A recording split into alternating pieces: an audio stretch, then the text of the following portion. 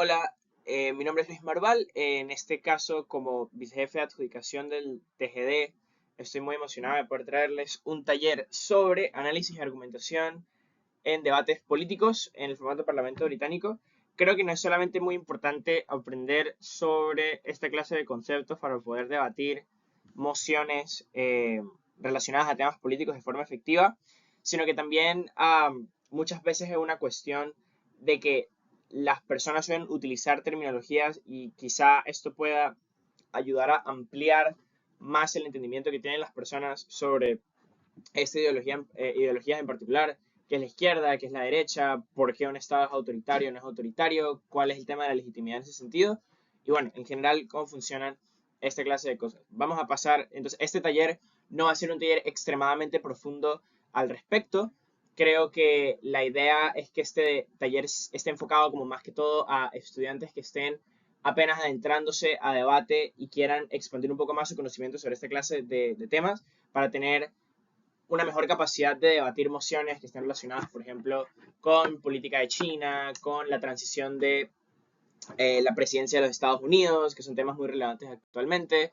Entonces, creo que esta clase de situaciones pueden ayudar a mejorar el entendimiento sobre esa clase de cosas. Y mi opinión, estoy bastante contento como de aportar a este espacio de conocimiento. En primera instancia, yo creo que es importante hablar sobre el debate político y por qué es importante. En mi opinión, tiene dos aspectos importantes, el debate político. Primero que nada, el análisis académico en general.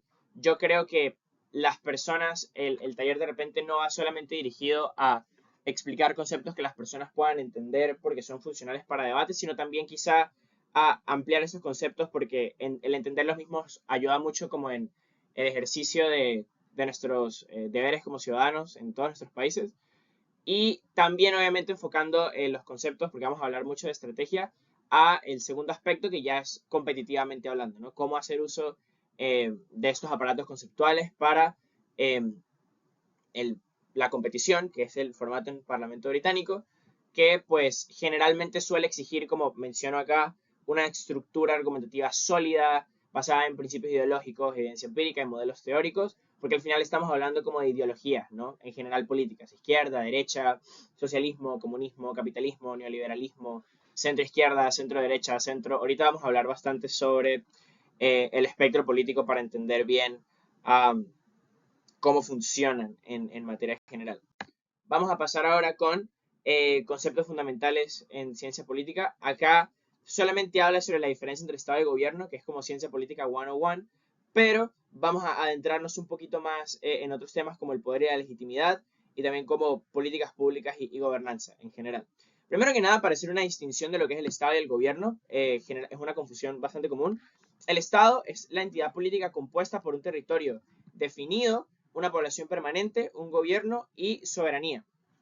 Um, el Estado se puede entender, por ejemplo, yo creo que la mejor forma de explicarlo analógicamente hablando es que el Estado es como una finca, un terreno que cambia de dueño cada 4 años, dependiendo obviamente del sistema político de cada país, ¿no? Como al final el Estado son todas estas estructuras o instituciones formales que regulan la vida en la sociedad, el gobierno es simplemente el órgano administrativo encargado de la gestión y dirección del Estado.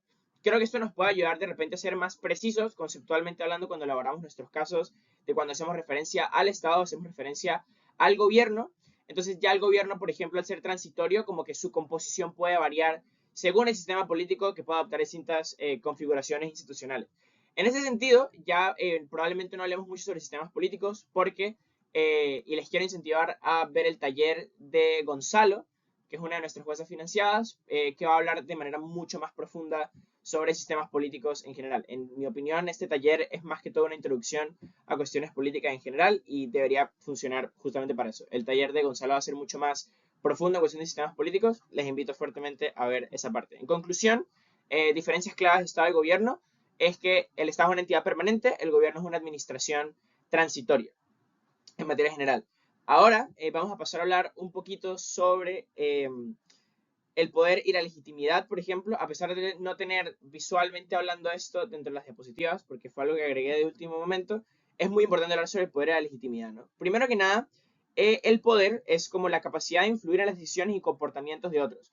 puede clasificarse y hay muchas clases de poder. Existe el poder coercitivo, existe el poder persuasivo, el estructural, entre otros. Generalmente hablando, entender el concepto de poder y cómo existe el poder coercitivo, persuasivo, estructural, entre otros tipos de poder, narrativo, etcétera, por ejemplo, es lo que nos ayuda, por ejemplo, a utilizar esta clase de términos para hablar en mociones sobre debates políticos sobre qué persona tiene más poder o no.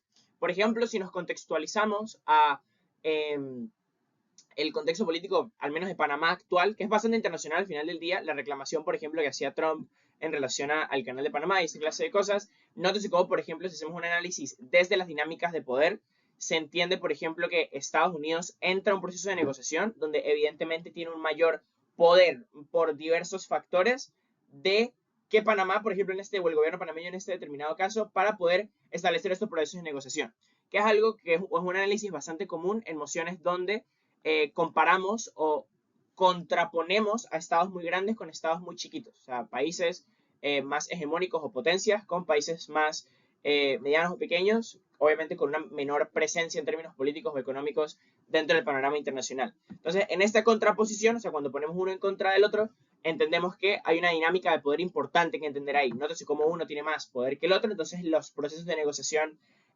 pueden ser diferentes, entonces, cuando debatimos esta clase de cosas.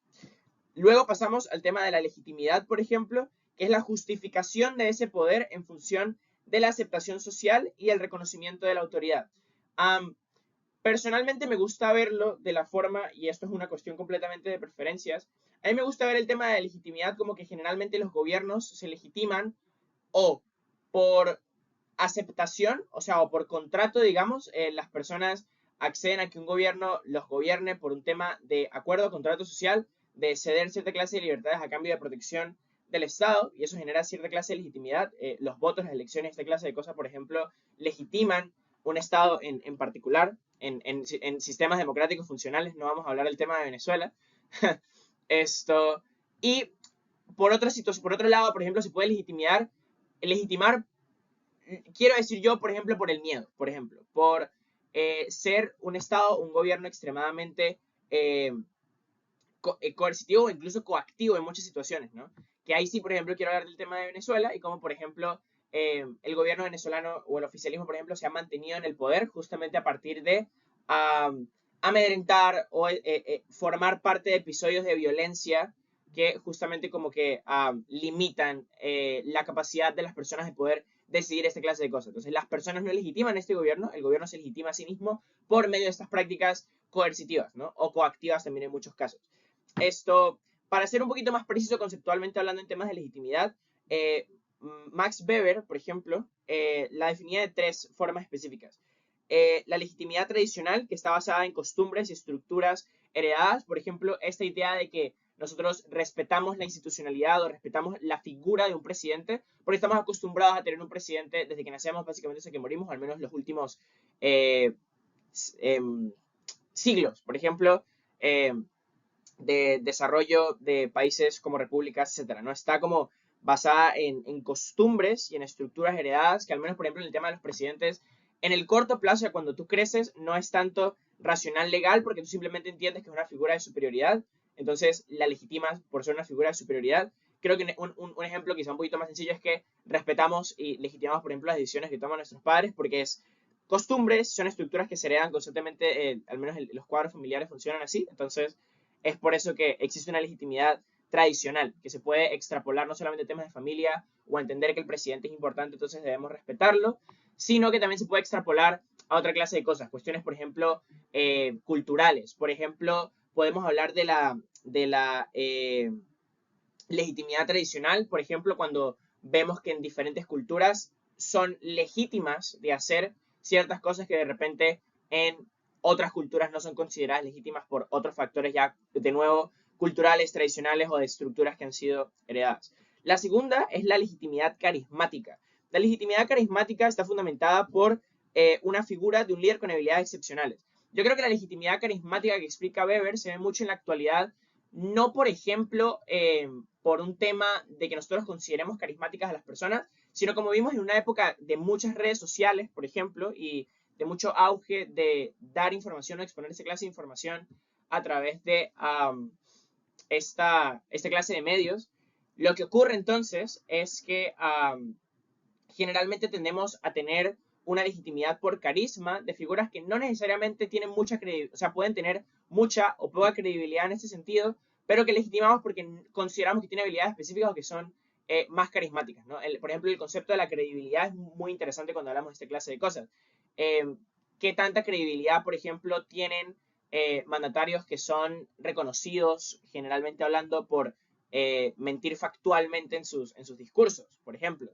O qué credibilidad, por ejemplo, tenemos de mandatarios que se hicieron famosos mediáticamente hablando y eso les dio cierto acceso a legitimidad política, como es el caso, por ejemplo, de Milei en Argentina, ¿no? Que lo veíamos antes en entrevistas hablando de forma bastante explícita o criticando de forma muy explícita cierta clase de ideologías o espectros políticos y entonces luego eso le dio cierta clase de legitimidad por temas más que todo de carisma de ciertos sectores de la población para acceder al poder político que tiene actual, ¿no? Es el presidente de Argentina al final del día. Entonces, bueno, es interesante hacer un análisis de la legitimidad carismática en los tiempos actuales, ¿no? Y cómo, por ejemplo, nosotros como sociedad legitimamos a esta clase de personas en términos de carisma por exposición en redes sociales o exposición en medios de comunicación que generalmente consumimos. Finalmente, la otra legitimidad que existe es la legitimidad racional legal. La legitimidad racional legal es aquella que está derivada de normas e instituciones establecidas. Es, por ejemplo, que nosotros consideramos legítimo que sean ilegales cierta clase de cosas por el daño que pensamos que pueden llegar a hacernos. Entonces, esa legitimidad funciona en cuestión de que está establecida como una ley de un Estado que evidentemente nos gobierna y que nosotros, generalmente hablando, legitimamos como población como un Estado legítimo, ¿no? Entonces, es básicamente el respeto finalmente de las leyes y que podamos llegar a considerar legítimas de las leyes en particular. Yo creo que eso termina el análisis del poder y la legitimidad en particular. Ya para finalizar este análisis como de conceptos fundamentales, vamos a pasar a tema de políticas públicas de gobernanza. Voy a tratar de ser muy breve en esta parte. Cuando hablamos de políticas públicas, hablamos de es el conjunto de decisiones gubernamentales destinadas a solucionar como problemas colectivos. Su formulación e implementación dependen de la capacidad del Estado, uno, y de la interacción entre actores políticos y sociales, dos, para poder funcionar, ¿no? Entonces, hay muchos factores determinantes que podemos empezar a hablar de cómo aplicar esto a nuestras estrategias dentro de debate que son importantes. Por ejemplo, cuando hablamos ya así, no necesariamente en mociones sobre política, pero sí en mociones políticas per se, podemos hablar sobre cómo, por ejemplo, la implementación de esta clase de cosas implica una evaluación de costos y beneficios. ¿Cuánto me cuesta a mí implementar esta medida en cuestión del beneficio que me puede llegar a tener? Hacer ese análisis de repente nos ayuda a tener casos o a tener análisis mucho más profundos, al menos emociones políticas, donde hablamos sobre la implementación de políticas públicas en general, como esta casa considera que X debería ocurrir o debería legalizarse o aplicarse, entender cuál es la evaluación de costos, cuánto gasto y beneficios, ¿no? Si somos las personas que queremos implementar la medida, hay que justificar generalmente por qué el beneficio al que accedemos justifica los costos que estoy asumiendo y generalmente la oposición a la medida de explicar por qué el costo quizá es significativamente más alto que otras alternativas en particular y por qué entonces no accedemos o quizá criticar por qué no accedemos a tantos beneficios como puede explicar gobierno en este caso, que son una cuestión ya al final como de recursos y de plausibilidad de las medidas en particular. Después, no es solamente la evaluación de costos y beneficios, sino también la factibilidad administrativa y política. Cuando hablamos de factibilidad, por ejemplo, hablamos de si es factible hacer cierta clase de cosas. Por ejemplo, si hablamos sobre una moción que busque que haya una mayor redistribución de la riqueza, ¿qué tan factible es, por ejemplo, no sé, vamos a hablar hipotéticamente hablando de tomar el dinero de todas las personas en un estado, meterlo todo en una bolsa y empezar a distribuir equitativamente hablando a todas las personas? Cuando hablamos, por ejemplo, de factibilidad, y sé que es un ejemplo extremadamente loco, entendemos, por ejemplo, que no es factible, ¿no? Porque implica administrativamente hablando y políticamente hablando un proceso que es extremadamente complejo. Entonces, cuando hablamos de factibilidad, no es solamente que tengamos recursos para hacer una medida y que la medida nos genere un beneficio, es también si esta medida que se pueda aplicar es en sí mismo factible, al menos como se plantea dentro del debate. Y finalmente, lo clásico, impactar en corto, impactar en largo plazo, cómo funcionan esta clase de cosas.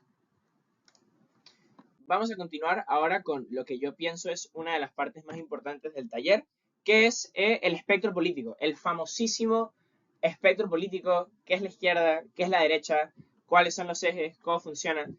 Lo primero que voy a explicar en este caso es que el espectro político es tridimensional, es decir, tiene un eje social que va de arriba hacia abajo, un eje económico que va de izquierda a derecha, tal, y tiene un eje político que tiene profundidad, ¿no? Como se puede ver en este diagrama que podemos ver a la derecha. Voy a explicar el eje económico, el eje social, o sea, en esta explicación sobre autoritarismo y libertarismo, trata como summarize o resumir, por ejemplo, en sí mismo lo que es el sociopolítico, pero voy a tratar de explicar el eje social aparte del eje político, que es el que tiene profundidad en general. De todos modos, les recomiendo acceder por ejemplo, videos o a bibliografía relacionada a lo que es el espectro político per se. Puede llegar a ser o puede llegar a profundizar mucho más lo que estoy a punto de explicar sobre el espectro en general. Y es importante para debatir emociones que van directamente hablando sobre ideologías políticas. Para empezar, vamos a empezar con el eje económico, que es el más sencillo y es como sencillo relativamente hablando. Y esto es el que creo que más discutimos en general. ¿Qué es la izquierda? ¿Qué es la derecha? ¿Qué es el centro? ¿Cómo funciona esto económicamente hablando? Para empezar con el eje económico, bien. A la izquierda del espectro, porque si pensamos en el espectro como un eje X y un eje Y, que es el clásico del Political Compass, que espero la gran mayoría de personas que hayan visto que estén viendo ya lo hayan hecho en algún momento. Hacia la izquierda del espectro político, nótese cómo tenemos ideologías como el socialismo democrático, el socialismo cristiano, el luxemburguismo, en muchos casos el comunismo también, que es la clásica izquierda. Cómo funciona esta izquierda en general, y de ahí vamos a ir transicionando hacia el lado derecho del espectro. La izquierda promueve, como dice la presentación, más intervencionismo económico, más equidad y redistribución de esta clase de cosas.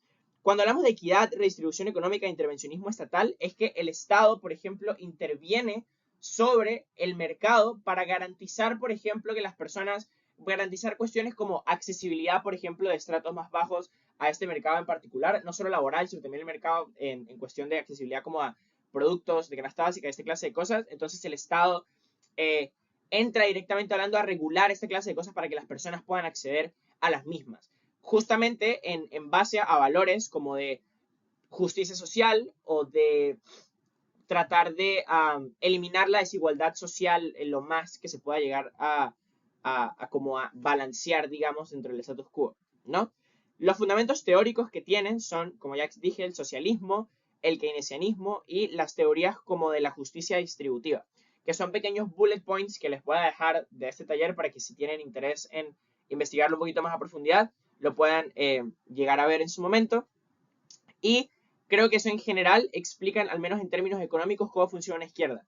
En la izquierda, por ejemplo, se ve como estos gobiernos que generalmente tienen muchas políticas de asistencia hacia las personas, términos, por ejemplo, de muchos subsidios para que las personas puedan acceder a esta clase de cosas, o se ve, por ejemplo, como gobiernos que garantizan que la educación sea gratuita o que tengan acceso, por ejemplo, a cierta clase de salud también gratuita, subsidiada de nuevo por el Estado, para de nuevo como eliminar, o sea, que haya más justicia social, ¿no? Y justamente, por ejemplo, también son gobiernos que apelan al cobro, por ejemplo, de impuestos, en lo que es el keynesianismo al menos, por ejemplo, para poder fundamentar proyectos de gobierno que generen un bienestar social, ¿no? Como yo pago impuestos y el gobierno hace proyectos que mejoran mi calidad de vida. Trenes, hospitales que las personas puedan acceder, hospitales del Estado, por ejemplo, o escuelas públicas, esa clase de cosas, ¿no? Que es lo que se puede entender como izquierda.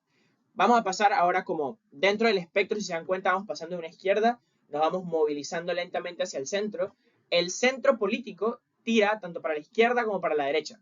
Para la izquierda podemos notar, por ejemplo, que hablamos de socialdemocracia, que es la centroizquierda, que es como el segundo piso del diagrama que podemos ver acá. Tenemos el socialismo democrático hacia la izquierda y en la centro derecha tenemos cosas como el liberalismo clásico de la centro derecha en particular. O el luxemburguismo, o en este caso, pues ya el socioliberalismo dentro de lo que es la centroizquierda en general. Cuando hablamos del centro, hablamos un poquito más como de matices de lo que ya habla la izquierda y matices de lo que ya habla la derecha para poder explicar el centro. Como si entendemos, por ejemplo, voy a pasar a explicar la derecha para luego explicar el centro y por qué es como estas dos políticas hasta cierto punto matizadas, es que la derecha, por ejemplo, contraria a la izquierda, o sea, está completamente del otro lado del espectro, valora el liberalismo económico y prioriza cuestiones como la libre empresa y la propiedad privada en materia general. Cuestiones como la autonomía individual, o sea, que todos los individuos son autónomos y el individualismo en general muy promovido por esta cuestión particular, son muy poco colectivistas, diferente de la izquierda que sí aboga por un colectivismo mucho más grande. Um, y la reducción, por ejemplo, del papel del Estado en el status quo. Creo que esta reducción del papel del Estado se puede materializar en cosas que hemos podido ver constantemente, ¿no? Por ejemplo, si alguna vez se han preguntado por qué Milei, dentro de sus propuestas de campaña, o se veía dentro de propuestas de campaña, eliminando ministerios, por ejemplo, es justamente por esta idea que tiene la derecha, o el neoliberalismo en particular, de tener estados mucho más pequeños, o de disminuir entonces el papel que tiene el Estado en regular cosas como el mercado y esta clase de cosas. Entonces, mientras la izquierda busca eliminar la desigualdad económica como punto de flecha, porque obviamente es difícil, muy, muy difícil de hacer, y busca también, por ejemplo, como que haya más justicia social y generar beneficios sociales, bienestar social para las personas. La derecha, por otro lado, es mucho más liberal y prioriza mucho más la libre empresa y que el Estado, y el mercado, perdón, se regule por su cuenta, ¿no? En base a ley de oferta y de demanda y cómo esto se va, por ejemplo, moldeando a sí mismo, pues, de esta manera. En que el mercado pues se regula solo sin regulaciones del Estado, pues el mercado moviéndose de una forma mucho más como autónoma. Cuando nosotros entonces ahora sí pasamos a analizar el tema del centro, es que es una economía como mixta, ¿no? Tomamos de repente los mecanismos de producción que son muy efectivos porque en el capitalismo, por ejemplo, obviamente las empresas, el principal incentivo que tienen es lucrar, igual que en cualquier espectro político, pero entonces tomamos ese sentido de las empresas a lucrar, entendemos que lucran mucho y entonces utilizamos los recursos que nos pueden llegar a dar estas empresas en términos, por ejemplo, de impuestos para generar cierta clase de bienestar social, que ya es una, tema política, una política, por ejemplo, de izquierda, ¿no? Entonces el centro trata de tener esta economía como mixta, tener cierta clase de intervención del Estado en ciertos aspectos del mercado, cuando no hay de repente tanta intervención en otros aspectos en específico, y que haya, por ejemplo, justamente un equilibrio entre el mercado y el Estado. Que el Estado, por ejemplo, no sea antepuesto por el poder del mercado, por ejemplo, el poder que pueden llegar a tener las empresas en su determinado caso, y que el mercado y que el Estado tampoco sea extremadamente fiscalizador o regulatorio con el mercado para permitir que haya cierta clase de libertades dentro del mercado para que pueda como florecer esta economía. Cuando hablamos ya de terminologías, por ejemplo, podemos ver dentro del espectro en el eje económico, de izquierda a derecha, por ejemplo, diferencias entre el socialismo cristiano y el liberalismo conservador, entre la socialdemocracia y entre el liberalismo clásico, entre el luxemburguismo de nuevo y como el socialliberalismo, ¿no? Cada uno más de un lado del intervencionismo que pues del libre mercado al final. Vamos entonces ahora con el eje social, que va justamente en términos como de políticas sociales, cómo funciona esto en específico. Cuando hablamos, por ejemplo, del eje social, que tiene que ver con el progresismo versus conservadurismo, que es un debate muy popular, al menos en estas épocas, es qué tanto una ideología política se identifica con términos de progresismo, por ejemplo, que ya va por la línea, o se puede entender el progresismo actual, que va por la línea, por ejemplo, de la inclusión, de la diversidad sexual, de los derechos reproductivos y esta clase de cosas, y qué tan conservaduristas podemos llegar a ser, ¿no? Que ya va más, por ejemplo, de una línea de valores mucho más tradicionales, de una conservación, por ejemplo, del status quo, mucha crítica, por ejemplo, a diversos matices que puede llegar a tener la diversidad sexual dentro de lo que es el progresismo en particular. Esto ya graficado, por ejemplo, nótese cómo la derecha en general, o tildándonos hacia el espectro político de la derecha ya subiendo, somos cada vez un poquito más conservadores, ¿no? Hablamos ya, por ejemplo, del liberalismo conservador, hablamos ya, por ejemplo, del socialismo cristiano. Existen socialismos, por ejemplo, que son conservadores, y esto es muy importante entenderlo, que es el socialismo ya conservador, que puede ser el cristiano, por ejemplo, y ya dentro del punto de vista ya como del progresismo, bajando un poquito más, pasamos del socialismo cristiano al socialismo democrático, que ignora un poquito más las cuestiones religiosas y se enfoca más en las cuestiones institucionales, y puede pasar a ser hasta el luxemburguismo, en ese sentido, ¿no? Ya por otros lados, como el socialliberalismo o la izquierda libertaria, que también existe, a esta clase de como de o sea, no de paralelismos, pero sí como de el espectro tiene ideologías políticas mucho más conservadoras y ideologías políticas mucho más progresistas. Que de nuevo, ahondar en todas y cada una de ellas haría el taller extremadamente extenso, por lo cual si ciertos nombres les generan curiosidad, como el socioliberalismo, o lo que es la izquierda libertaria, o lo que es el anarquismo egoísta, por ejemplo, pueden, por ejemplo, o son completamente libres y les incentivo personalmente hablando a hacer sus propias investigaciones al respecto. Finalmente, vamos a hablar del eje político, ¿no? Si es autoritarismo o si es acracia. Acracia es un sinónimo para un término más como de libertades o como de anarquía en términos generales, ¿no? La autocracia establece el autoritarismo, favorece el control estatal sobre la vida pública y privada. La acracia es similar al tema del libertarismo, que se puede extrapolar ya como al anarquismo también en muchos casos, donde podemos ver, por ejemplo, que se defienden las libertades civiles y la mínima intervención estatal. Entonces, dentro de lo que es el eje político, que es el que tiene profundidad, aquel que es más autoritario es aquel que favorece un mayor control estatal sobre la vida pública y privada. Yo no recomiendo, al menos en términos de debate, favorecer o utilizar terminologías como gobiernos autoritarios para decir que un gobierno, por ejemplo, tiene cierta clase de control estatal. Creo que es mejor frasearlo como X gobierno que tiene un mayor control estatal sobre sus políticas, porque nótese cómo el autoritarismo es percibido justamente como un exceso de poder del Estado para con las personas, que generalmente obviamente sí lo es, pero hay casos donde de repente no funciona de tal manera, ¿no? Por ejemplo, si nos vamos a los estados escandinavos, nótese cómo, por ejemplo, hay un control estatal sobre una gran cantidad de cosas, pero las personas no lo perciben como un gobierno autoritarista, extremadamente negativo en general. O eso es una afirmación bastante general, pero al menos es una perspectiva de nuevo general de cómo funciona esta parte. Y ya el libertarismo, en la profundidad mucho más alejada, por ejemplo, defiende mayores libertades civiles y una mínima intervención estatal. Para explicar esta parte, por ejemplo, nótese cómo en la profundidad que está más acercada hacia nosotros, en las diferentes partes del espectro, los más autoritaristas, nótese cómo está la tecnocracia progresista en la centroizquierda, el fascismo clásico en el centro y el fascismo clerical ya dentro de la derecha, con valores un poquito más conservadores porque subimos dentro del espectro. Entonces, nótese cómo esta parte es mucho más autoritaria. Y ya en la parte del espectro que está en la profundidad más alejada de nosotros, nótese cómo ya llegamos a cosas como el mutualismo o cuestiones incluso como el anarquismo o ideas un poquito más liberales, como ya la izquierda liberal, por ejemplo, está mucho más alejada de nosotros en el espectro político. Entonces, el espectro político pues funciona de esa manera, de izquierda a derecha, de arriba hacia abajo y con cierta clase de profundidad para definir el autoritarismo y en su determinado caso el libertarismo, para hablar sobre esta clase de cosas. Creo que eso explica de manera bastante resumida lo que es el espectro político. De todos modos, los que me conocen se pueden acercar a mí, me pueden preguntar o acceder a información más profunda al respecto. Ya, vamos a continuar con instituciones y dinámicas políticas que yo creo que, pues, again, van a ser como más predicciones conceptuales sobre actores claves dentro de los sistemas políticos y esta clase de cosas. Vamos a hablar primero sobre los actores, ¿no? Más claves. Acá tenemos dos poderes, al menos hay tres generalmente en muchos países. En Venezuela, por ejemplo, creo que es el único país o uno de los únicos países donde se creó esta idea del poder popular, pero vamos a hablar en materia general o hablar sobre instituciones y pues dinámicas políticas en general. Primero que nada, tenemos el poder legislativo, que son los parlamentos. Creo que eso es bastante reconocido por todas las personas en general, como es conocimiento básico, que es responsable de la creación de las leyes y el control del Ejecutivo. El Poder Ejecutivo, que está encargado de la administración pública y la implementación de políticas. Acá hablamos ya de, en muchos casos, las presidencias o los ministerios que existen, que son parte del Poder Ejecutivo.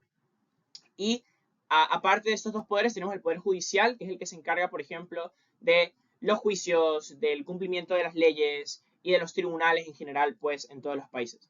Los poderes, dentro de la idea de lo que es la separación de poderes, que son también conceptos de política en general, que son aplicables, por ejemplo, a debates, generalmente se busca que los poderes tengan cierta clase de separación, como que el funcionamiento del Poder Ejecutivo, el funcionamiento del Poder Legislativo, el funcionamiento del Poder Judicial funcionen separados, pero armoniosamente hablando dentro de un contexto político nacional, ¿no? Pero de manera separada, como con cierta clase de autonomía. El Poder Legislativo incluso funciona para establecer un contrapeso al Ejecutivo, es decir, el Ejecutivo o la Presidencia o los ministerios no pueden tomar decisiones arbitrarias ya que el poder legislativo funciona como cierta clase de contrapoder al poder ejecutivo. Y nótese cómo el poder ejecutivo, por ejemplo, también puede funcionar como un mecanismo de control a veces a los parlamentos, aunque generalmente las dinámicas de poder hacen que los parlamentos, al tener cierta mayor representación del pueblo, por ejemplo, um, el contrapoder generalmente es el poder legislativo versus el ejecutivo en general. Y al judicial funciona más como una rama de justicia, obviamente separada de los dos principales para garantizar transparencia y menos procesos de producción en general. Dentro del panorama nacional, ya aparte de la separación de poderes que acabo de explicar, también entran obviamente la sociedad civil, los movimientos sociales y los partidos políticos, ¿no? Como tres niveles diferentes de la participación política dentro del país.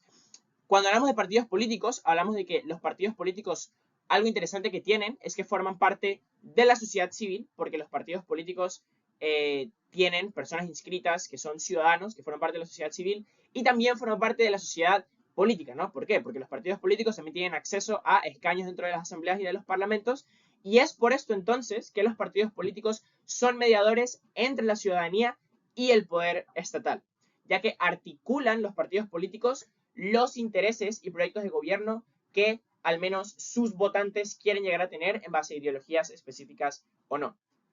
Entonces, ya cuando hablamos de sociedad civil y movimientos sociales, los movimientos sociales, generalmente hablando, son parte de la sociedad civil, no tanto de la sociedad política, porque raras veces han habido movimientos sociales que tienen acceso como a escaños en el Parlamento. El análisis que se puede hacer en esta situación es que hay muchas veces que los movimientos sociales acceden como a cierta clase de representación política o se afilian a cierta clase de ideología política, entonces pueden convivir con ciertos partidos políticos ideológicamente hablando. Pero generalmente los movimientos sociales tienen intereses particulares de sí mismos. La sociedad civil y los movimientos sociales entonces contribuyen al proceso político mediante la movilización y la incidencia en la agenda pública.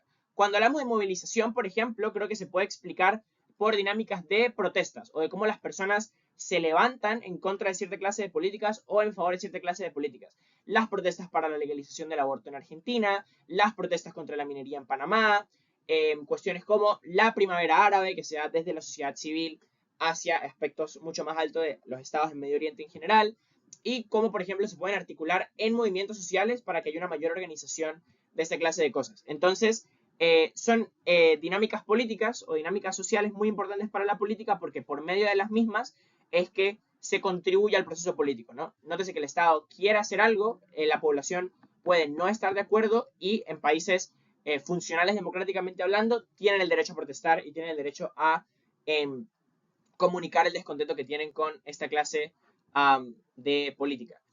Por otros mecanismos también como elecciones y demás cosas como, o sea, al menos en el tema de las elecciones, como un mecanismo fundamental para legitimar democráticamente hablando a un gobierno y justificar como la alternancia del poder, es decir, que la mesa o la silla se vaya cambiando, o la persona que ostenta la silla vaya cambiando alrededor del tiempo. Y ya como ya he explicado, pues las protestas y la movilización social, que son instrumentos de presión política, que pueden desempeñar un rol clave en sistemas democráticos, también en autoritarios, aunque hemos visto cómo en sistemas autoritarios pues hay una mayor magnitud de represión en este caso. Vamos a pasar ahora entonces a la... Ahora vamos con esta parte sobre estrategias argumentativas en debate BP, ya que la idea entonces es como articular todo esto que hemos aprendido durante los últimos 30 minutos en estrategias argumentativas que nos puedan funcionar dentro del debate. Yo creo que eso entonces tiene, por ejemplo, cuando hablamos de construcción de argumentos, hay como tres capas dentro de esta pirámide en la que podemos articular el conocimiento que acabamos de entender. Yo creo que cuando hablamos o debatimos sobre cuestiones políticas, creo que lo primero de lo que tenemos que hablar es sobre la fundamentación de la ideología o de la política que estamos tratando de defender, por ejemplo. ¿Es esto fundamentable en términos democráticos? ¿Es esto justo o es esto favorable para temas, por ejemplo, de derechos humanos o no? Yo creo que esto es vitalmente importante, por ejemplo, porque son tres cosas que son principales para el Estado.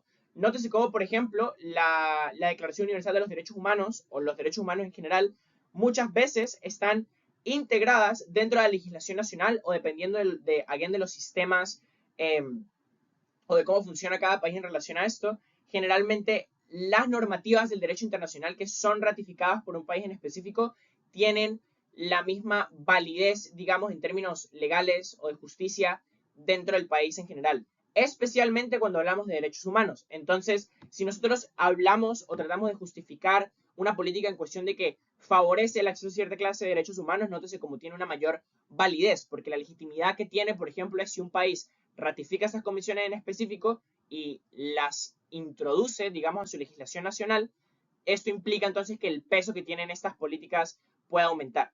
¿Es esto bueno o malo para la democracia? ¿Afecta o no afecta a la democracia en la que existe este país en específico? Y finalmente una cuestión, por ejemplo, de justicia. La política que estoy tratando de implementar es justa o no es justa, pues en ese sentido, cuando hablamos de estrategias argumentativas dentro del debate. En una segunda instancia, tenemos ya como un análisis si ya entendemos que democráticamente hablando estamos bien, o que la medida es justa, o que la medida favorece cierta clase de derechos humanos, vamos a matizar o a ampliar los impactos que tenemos de la medida que queremos implementar por análisis, por medio, por ejemplo, de impactos económicos, impactos sociales y también impactos políticos en este caso. Políticos, por ejemplo, qué tan disruptivo puede ser la introducción de esta política en el panorama nacional, políticamente hablando, qué tantos impactos económicos podría llegar a tener, cómo podrían llegar a percibirlo las personas y que implica entonces un impacto social para el status quo. Creo que la evaluación de esta clase de impactos es importante cuando debatimos cuestiones políticas en la medida que nos da mayor acceso justamente a probar porque la medida puede generar impactos positivos en estos sentidos o puede generar impactos negativos si nos oponemos a la medida en particular. Finalmente, el uso, por ejemplo, de estudios de caso, ¿no? Hacer referencias empíricas que refuercen la argumentación. Por ejemplo, si queremos argumentar que los estados pequeños son mucho más funcionales, ya que no tienen tantos ministerios, no tienen tanto gasto público, podemos hacer referencias empíricas a esta clase de cosas. Podemos tener muchas críticas en relación al gobierno de Argentina, pero nótese cómo, por ejemplo, la disminución del Estado o del tamaño del Estado en Argentina ha generado dinámicas dentro de las cuales Argentina, eh, hasta donde entiendo, no es que ha logrado disminuir la inflación, pero no ha aumentado esta inflación dentro del tiempo. Again, porque el gasto público no es tan grande, la corrupción se disminuye porque hay menos focos de burocracia dentro del Estado y del funcionamiento del gobierno también. Y esto entonces, cuando queremos justificar entonces que los estados pequeños son funcionales o son buenos para el status quo, podemos hacer referencia a cómo los mismos pueden llegar a tener esa clase de beneficios en general, como ejemplos en ese determinado caso. Esto siendo un ejemplo bastante amplio. Yo creo que haciendo referencia a esta clase de cosas, creo que cuando hablamos como de estrategias en cuestión de cómo utilizar el conocimiento que acabamos de tener para debatir en general, creo que entonces podemos verlo desde un punto de vista muchas veces también como de principios. ¿Es acaso esta ideología que estoy tratando de defender buena o moralmente correcta para las personas o qué postula esta clase de cosas? De nuevo, creo que eso depende de un acceso a un conocimiento sobre las ideologías políticas en específico que a las personas que van el taller pues les invito activamente como a poder acceder a ellas, ya que es relevante tener cierta clase de posicionamiento al respecto. Y esto es justamente para evitar cierta clase de errores que son comunes, ¿no? Que errores como confusión de términos, uso incorrecto de conceptos como liberalismo o populismo en muchos casos, falta de evidencia, por ejemplo. Creo que si nos interesamos en entender, no solamente por medio del taller de Gonzalo, cómo funcionan los sistemas políticos, pero si también nos interesamos en entender qué es lo que defienden cierta clase de ideologías políticas, podemos tener una mayor evidencia o mayores ejemplos para poder mecanizar cómo funcionan nuestros casos dentro del debate. Y generalmente también existe como una descontextualización, como no considerar la aplicabilidad de políticas en diferentes contextos nacionales. Pensar, por ejemplo, que hay políticas que son sencillas de aplicar en contextos que, políticamente hablando, no son extremadamente sencillos. O creer, por ejemplo, que hay políticas que son imposibles de aplicar en contextos donde quizá la institucionalidad de un país mucho más desarrollado sí nos permite hacerlo. Entonces, el tema del contexto en el cual estamos aplicando la política sí es muy, muy, muy importante. Ya para concluir con este taller y empezar como a articular todo lo que hemos aprendido para poder entender qué aplicabilidad tiene este taller como a nuestras rondas dentro de debate en general. Y creo que son 3 puntos muy, muy, muy puntuales. El primero es que cuando comprendemos estas ideologías y teorías que mencionamos bastantes y están todas presentes en el espectro político, que de nuevo les recomiendo mucho lo tengan presente y lo estudien bastante, es bastante interesante de analizar, comprender las mismas y estas teorías políticas enriquece nuestra argumentación. Si yo entiendo cómo funciona el socialismo mayormente a profundidad, es más probable que sea capaz de defenderlo en esa clase de situaciones. Si yo entiendo cómo funciona, políticamente hablando, un país y qué ideologías defiende y qué, por ejemplo, trata de justificar dentro de sus políticas de gobierno o de hacer, entonces, es más probable que una moción donde me diga, esta casa como China haría esto, ese entendimiento nos da acceso justamente a entender cómo debatir estas posturas en particular y qué cons y qué pros tiene en general, ¿no? En segunda instancia, el incentivo a aprender sobre esta clase de ideologías también nos da acceso a evidencia empírica que fortalece la solidez del discurso. La evidencia, por ejemplo, que nos puede ayudar para probar cosas en términos de probabilidad. Nótese que si en algún momento de la historia X política se aplicó y salió terriblemente mal, en probabilidad significa que esto puede salir mal, ¿no? O como, por ejemplo, si en algún momento de la historia se aplicó cierta clase de política y esta fue beneficiosa, como en probabilidad es posible que sea beneficiosa de nuevo, ¿no? Si tomamos en cuenta todo ese tema de la contextualización al final del día, que es como muy, muy importante, lo explicaba dentro de la diapositiva anterior. Y finalmente, la adaptación a los roles. Creo que entonces si entendemos que las mociones que debaten cuestiones políticas generalmente se llevan hacia puntos dentro de los cuales hablamos como de efectividad de ciertas políticas, o hablamos sobre qué ideología, por ejemplo, puede llegar a ser más relevante por un debate en específico, o por ejemplo una política que se puede identificar con una ideología política en específico. Creo entonces en este caso que eso nos da la capacidad de adaptar esta clase de cosas a nuestros roles dentro del formato Parlamento británico. Como por ejemplo, si yo sé que tengo que justificar que el socialismo es viable, vamos a inventarnos un ejemplo en esto en particular, dentro de mi rol dentro del debate, si soy extensión y soy primer orador en altas, tengo que introducir todo este material de manera específica, ¿no? Y nos da el entendimiento que tenemos que adaptar esta clase de debates a los roles que tenemos para aumentar nuestro nivel de competitividad en general. Que no es solamente adaptar los roles, sino también como entender cómo este conocimiento específico nos puede ayudar justamente a acceder a mejores debates, debates con una mayor fundamentación en general y que sean como más correctos en términos como de conceptos que utilizamos para poder como debatir correctamente esta clase de cuestiones. Dicho esto, este sería el taller en general. Creo que las personas, si al momento de ver el taller alguna persona tiene alguna clase de duda, me conocen o me pueden contactar en cualquier medio de comunicación del cual tengan acceso. Yo estaré feliz de responderles. De nuevo, para hacer el cierre, muchos incentivos a ver el taller de Gonzalo. Estoy seguro que será un gran taller y a ver los demás talleres que estamos preparando para ustedes en ese torneo. Y a las personas que van a participar en el torneo, mucha suerte. Espero que ese taller les sea de utilidad y nos estaremos viendo en futuras rondas o talleres. Muchísimas gracias.